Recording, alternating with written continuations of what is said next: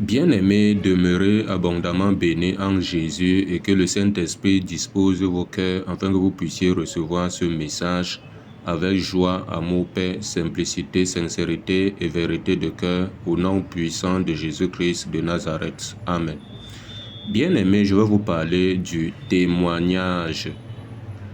Bien-aimés, on s'est rendu compte que plusieurs chrétiens ont un mauvais témoignage. D'autres ont un bon témoignage et d'autres aussi ont de mauvais témoignages. Dans leur famille, dans leur lieu de service, dans leur quartier et partout où ils sont. Bien-aimés, ce que nous devons comprendre, c'est qu'au travers de notre mauvais témoignage, on blasphème le nom de Dieu. Parce que si tu es reconnu comme un impudique, penses-tu que tu pourras encore venir annoncer l'évangile à quelqu'un, celui-là écoute cet évangile-là, ou t'écoute même? Je crois que c'est non. Bien-aimé, quand tu es reconnu comme quelqu'un de mauvais, de méchant, bien-aimé, tu ne peux même pas venir même annoncer l'évangile à quelqu'un et la personne écoute ça. D'abord, les gens vont me remettre en cause ton statut d'enfant de Dieu. Et c'est eux-mêmes qui seront même les premiers à dire même aux uns et aux autres qui tu es réellement. Que tu dis de bouche que tu es un enfant de Dieu. Mais en réalité, dans les pratiques, ce n'est pas ça. Parce que le mondain savent en réalité ce qu'un enfant de Dieu doit faire et ce qu'il ne doit pas faire. Et comme certains enfants de Dieu n'ont même plus honte aujourd'hui, le mondain est dans la vie de désordre là-bas. Toi-même aussi qui te dis chrétien, tu es aussi dans la même vie de désordre. Or, lui, il veut même quelqu'un qui va lui annoncer même l'évangile, le sortir même dans cette vie-là.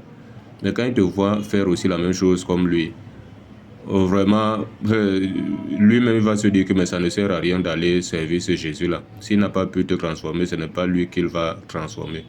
C'est pour cela que partout nous sommes, ayons un bon témoignage. Et quand on parle de témoignage ici, c'est l'action de témoigner, hein. Ça n'a pas une autre signification. Si ce n'est action de témoigner, ou action de déclarer, d'avouer ou de reconnaître. Donc voilà un peu ça. Partout où tu es, il faut faire comprendre aux uns et aux autres que tu es enfant de Dieu. Et de surcroît, il faut que cela se voie au travers de ta conduite. C'est pour cela que 1 Pierre 2 là-bas, verset 12. 1 Pierre chapitre 2 verset 12 dit « Ayez au milieu des païens une bonne conduite, afin que là même où ils vous calomnient, comme si vous étiez des malfaiteurs, ils remarquent vos bonnes œuvres, qu'ils glorifient votre Père qui est dans les cieux. » À 1 Pierre chapitre 2 verset 12. Bien-aimés, ayons un bon témoignage. C'est pour cela que même ceux-là qu'on voulait établir ici comme anciens ou comme évêques, bien-aimés, il fallait d'abord qu'ils aient un bon témoignage de ceux du dehors. Parce qu'on ne prend pas n'importe qui, on confie les choses de Dieu, on établit dans les choses de Dieu, sans qu'il n'ait un bon témoignage, non seulement au milieu des frères de surcroît, parmi ceux du dehors. Bien-aimé, partout où tu es, rassure-toi que tu as un bon témoignage, d'abord avec les choses de Dieu. Et de surcroît dans ta conduite au quotidien. Parce que nous-mêmes, ce que nous devons comprendre, c'est que nous sommes d'abord des témoins de Christ. Les apôtres ont été ses témoins oculaires parce qu'eux, ils ont marché avec lui, ils ont vécu avec lui, comme Luc 1, verset 1 à 4 le dit là-bas. Et Acte 1, verset 6 à 9, voilà. Mais nous aussi, nous sommes ses témoins. Il a dit, vous serez mes témoins partout, en Samarie, en Judée, partout dans les extrémités de la terre. Nous continuons également le travail. Ça veut dire que partout où nous sommes, on annonce Jésus, partout où nous sommes, on se rassure que les uns et les autres ont reçu l'évangile, on témoigne Christ partout.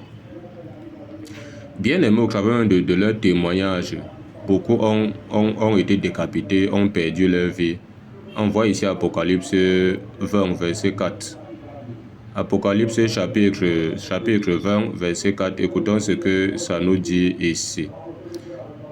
Il dit ici, au juge, ça c'est le jugement dernier, on dit, et je vis des trônes, et à ceux qui s'y assis fut donné le pouvoir de juger, et je vis les âmes de ceux qui avaient été décapités à cause du témoignage de Jésus, et à cause de la parole de Dieu, et de ceux qui n'avaient pas adoré la bête ni son image.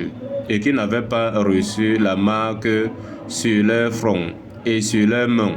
Il revint à la vie et il régnait avec Christ pendant 1000 ans. Donc on voit ici là que beaucoup ont été décapités à cause du témoignage de Jésus, à cause de l'évangile en fait. Partout où ils étaient, ils témoignaient Christ au travers de leurs actes, au travers de leur vie, au travers de l'annonce de l'évangile. Mais cela les a coûté la vie après, parce qu'on les avait décapités et ils sont revenus à la vie maintenant, ils ont régné avec Christ pendant 1000 ans. Bien aimé, on voit que le témoignage est bien, le témoignage de Jésus, qu'on doit témoigner Christ partout où nous sommes, c'est bien.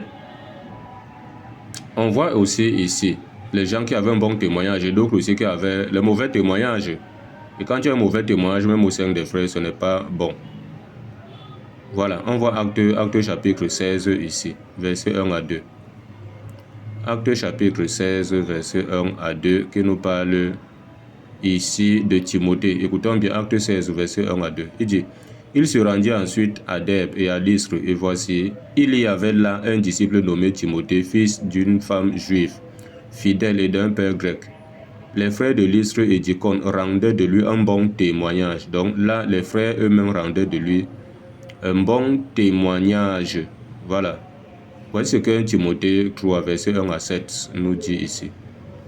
Certes, j'ai déjà paraphrasé ça, mais je vous donne le passage. 1 Timothée 3, verset 1 à 7, qui parle de ceux qui, si quelqu'un aspire à la charge d'évêque, il désire une œuvre excellente. Bon, si vous lisez, on définit un peu comment est-ce que doit être un évêque.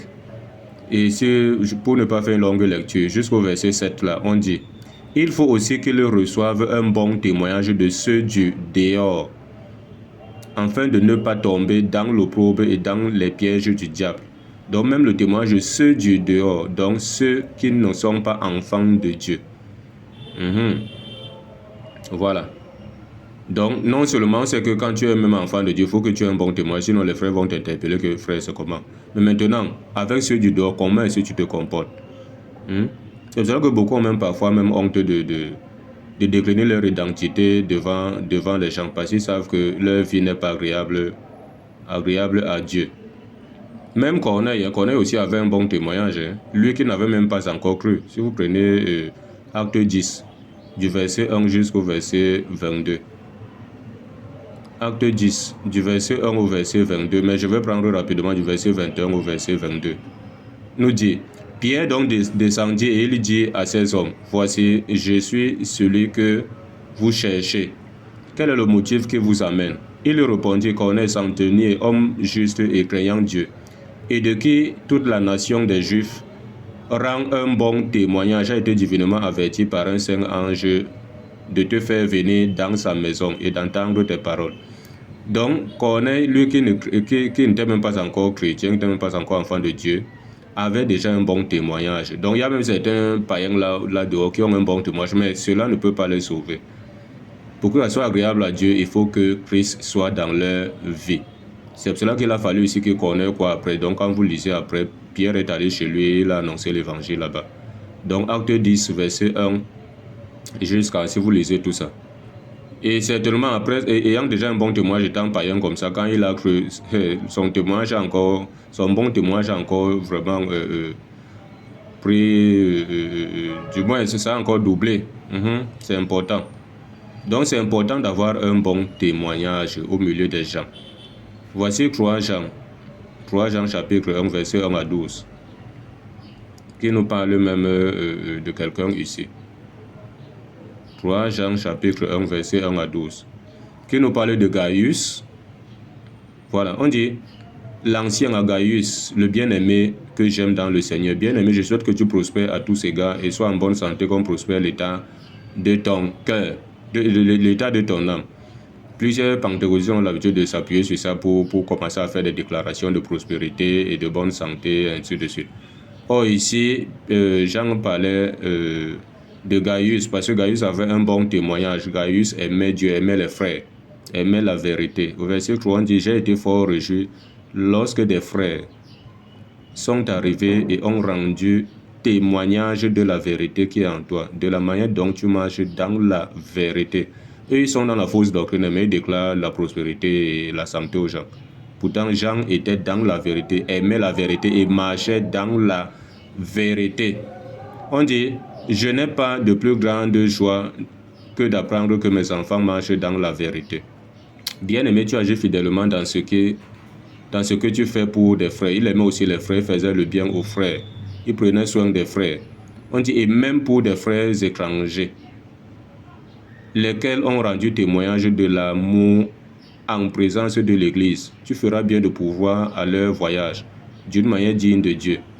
Car c'est pour le nom de Jésus-Christ qu'ils sont partis sans rien recevoir des païens.